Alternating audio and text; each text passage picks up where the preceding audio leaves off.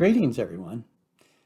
You've probably heard about the English-speaking tourist who was traveling around a foreign country, and he was having some trouble being understood by the locals who had limited English-speaking abilities.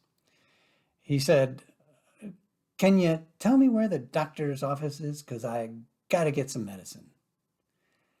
And when the locals didn't respond, the tourist just repeated what he said, but he just repeated it louder.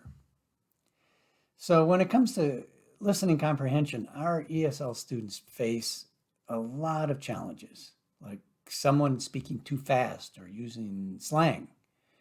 And one of the most common difficulties for them is trying to understand reduced forms. In that example, the tourists reduced you to ya. Can ya tell me? And they reduced because to cuz, and reduced have got to gotta. So, cuz I gotta get some medicine. Other common examples of reduced forms are, for example, what do you? What do you? What do you want for dinner? Or didn't.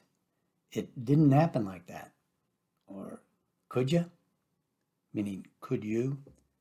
Could you save me a seat? Or want to. I want to get a new cell phone. So our students are going to hear reduced forms almost any time they are not in our ESL classes. So working with them in listening exercises is vital. But this is important. Students do not need to use them when speaking. They will never have a communication problem if they don't use reduced forms when they are speaking.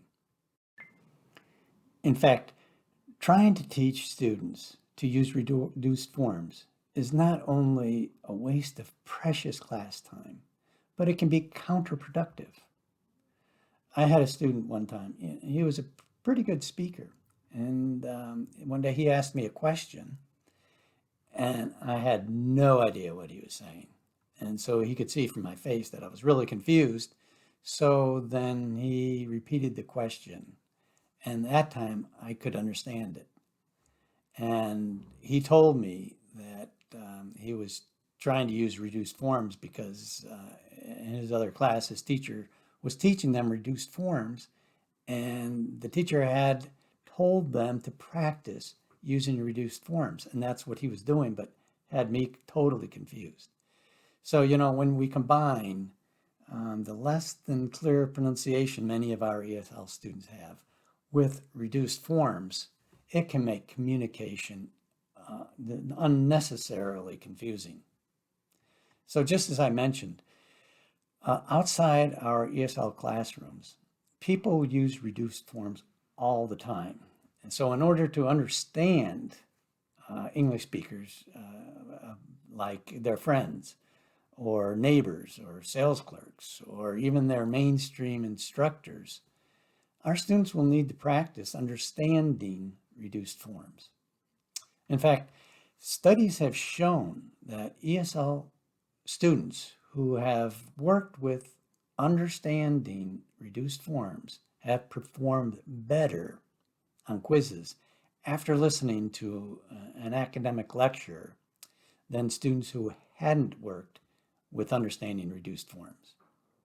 So in the link below, I'll share with you a unit that I've used with my students to help them understand the reduced forms of don't, doesn't, and didn't contrasted with the affirmative sentences. For example, we didn't go to the concert contrasted with we did our homework yesterday. So we didn't go to a concert with we did our homework yesterday. So we're trying to contrast both of those for understanding. Or she does a lot of shopping online, contrast with she doesn't care for pizza. So you'll notice that in this unit, if you go through the link, there's a variety of exercises in which students are decoding for understanding. Feel free to try it out with your students. So thank you for watching.